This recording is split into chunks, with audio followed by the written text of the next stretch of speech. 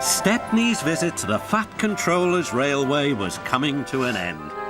"We shall miss you," said the Fat Controller. Then he turned his attention to all the other engines. "My railway is very busy and I am pleased with you, but you need help. A diesel is all that's available. Please do your best to avoid any disturbances." "What does that mean?" whispered Duck.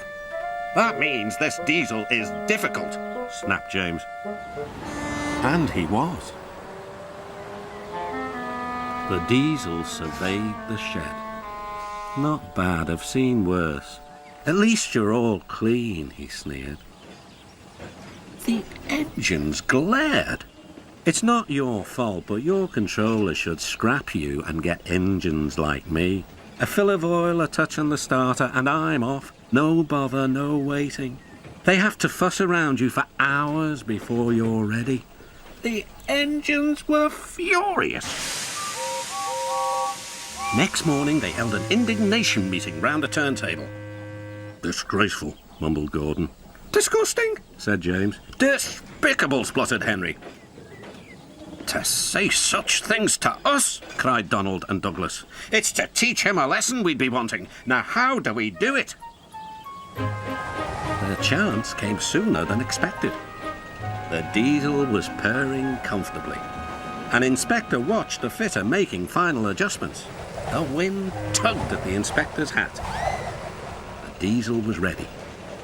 "Look at me, Duck and Stepney. Now I'll show you something." He rolled proudly towards his coaches. Then it happened.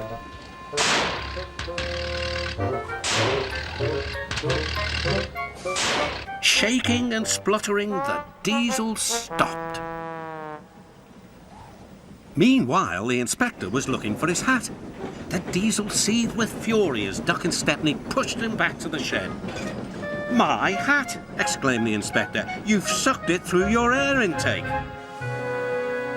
"Bother your hat," said the Fat Controller. "The heavy train's due out. You'll have to take it, Duck. Stepney, will you help, please?" "Thank you, sir," cried Stepney. "I'd like a good long run on my last day." The engines were soon ready.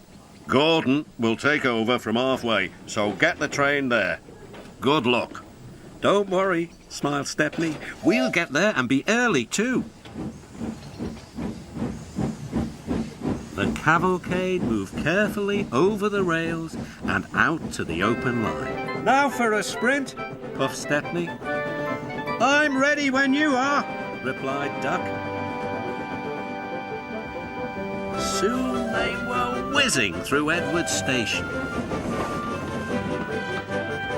And next, they charged at Gordon's Hill beyond. They felt the drag of the heavy coaches here. It was hard work.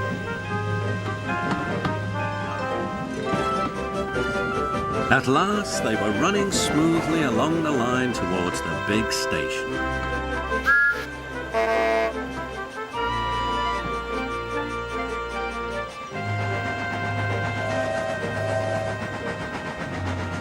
"Hello," said Gordon. "You're early. That's one in the headlamp for old Diesel."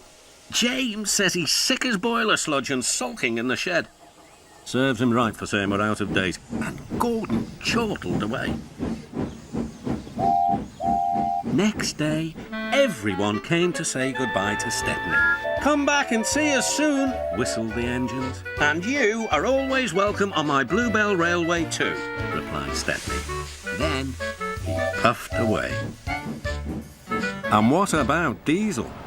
He'd slipped out whilst no one was looking. He said goodbye to no one but left two things behind: a rather nasty smell and a battered bowler hat.